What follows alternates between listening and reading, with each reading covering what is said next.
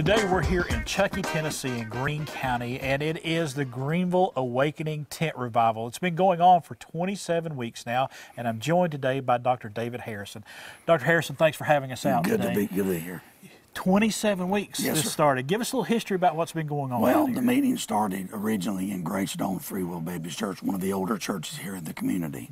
And it was just supposed to be just a week meeting, just a regular church revival. My son, D.R. Harrison, is the evangelist that's doing most of the preaching. And the Lord began to move, and the meeting went into extra weeks, like a ball game goes in extra innings. And the crowds got large, and we outgrew the church, and so we brought the tent in. And since then, every night, the Lord has done just some unusual things. We've had the tent packed full more than a few times. It's been full on Fridays and special services. And now with the weather getting cooler, the crowd's not as big as it was. But, you know, we're still having good crowds, good turnout. Been almost 1,000 that have trusted Christ since we started. And besides the ones that have trusted Christ in the churches, many churches have baptized almost every week since this meeting started. So it's phenomenal. You know, I've been doing this a long time, but this is the longest meeting that I've ever been involved in. And you say also, it's not only here, but you also, through a radio component, are reaching out all over the world. Yeah, there's a network called BPN, Dale Gentry, down in Dallas, Texas. And he does a worldwide ministry, has radio stations. I think there's 800 different networks that reaches around the world. So he called and contacted my son about doing a live from here, doing broadcasts. So they got their text together, and we got the hookup. So at service at 7, we are broadcasting to the world, literally. And the average, I guess, every night has been about 30 different countries. Wow. We're getting responses from all around the world. There's over 30 different countries that we know of that have been people that have heard.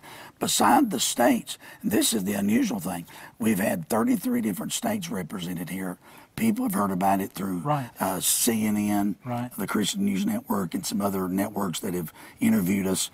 And they have heard about it around the country. So people have called and said, can we get a motel? They've gotten flights. They've flown into Knoxville, flown into Tri-Cities, and they've come here and stayed a week at a time from 33 different states here in the U.S. besides Tennessee. So we're just, it's just been fascinating. Tell our viewers, you know, what they can expect when they come here for a service. Well, you know, the tents go back, our history in our nation, the old-fashioned tent revivals. Right. They used to call them the old sawdust trails. Billy Sunday and some of the great evangelists. Matter of fact, even Billy Graham, the great evangelist, just passed away, started in a tent meeting. In Los Angeles is where his ministry was launched. Mordecai Ham is who he was saved under, and Mordecai Ham was a tent preacher, and they had a tent set up in Charlotte when Billy Graham became a Christian. So the tent ministry goes back as far as, I guess, back into the 1800s in the old camp meetings and the tent meetings.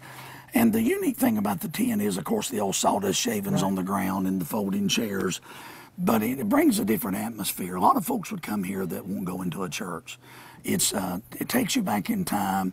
It's low-key. You can come dressed like we are. You know, you can just come casual. Right. And a lot of folks come and got their blankets now. That's a little cool. Right. Of course, we've got heaters under the tent, so now it's warm. But it's amazing. The tent has always been an instrument that God has used. I started in the tent ministry in 1983, and then we started Voice of Hope ministry in 87, and much of our ministry has been in the tent ministry all across the country. I've been in 42 states and a dozen foreign countries, and the tents are just a draw. And plus, too, it can handle larger crowds. Not many churches can handle 1,200 people, 1,500 people, but a tent, you can throw it up real easy, and you can put 1,500 people under it.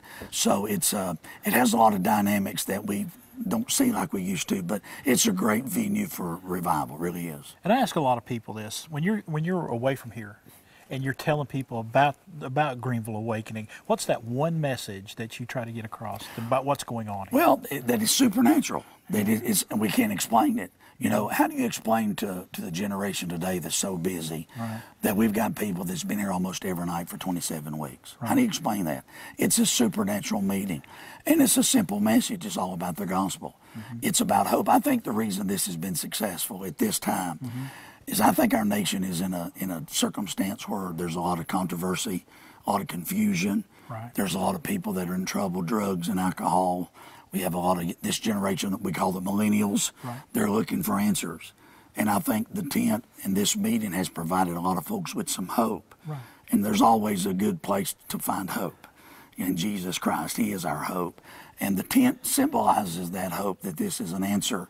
If you're looking for answers, there's an answer here under this tent.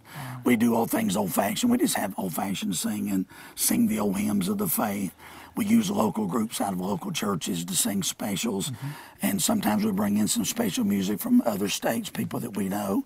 Looking down the road, trying to look forward, where does Greeneville Awakening, you know, we've had a beginning and you're in the middle of it right now. Where's it going to end? Well, we don't know the exact end date. Right. You know, we'll know when it's time. Right. It may be in 2 or 3 more weeks. It may be in 2 or 3 more months. But we'll know when it's, and the meeting won't end. The tent may go down. Right. But what's been done here will not end. Right. The lives that have been changed, that'll never be changed. That'll never go away. You know, we've got hundreds of young people that have given their life to the Lord, hundreds of moms and dads. We've had people that were drug addicts. We've had a businessman here in town that ran a bar that he and his wife got saved and they shut the bar down. We've had a lot of people's lives and testimonies that if you heard it, it would be unbelievable. It'd be hard to even try to duplicate that. But when this tent goes, nothing's going to change what's happened to them. Okay. They're going to go back to the local churches. The local pastor's going to continue doing their job, and they'll disciple these. We've got stacks of cards of everyone that's made a decision. Right.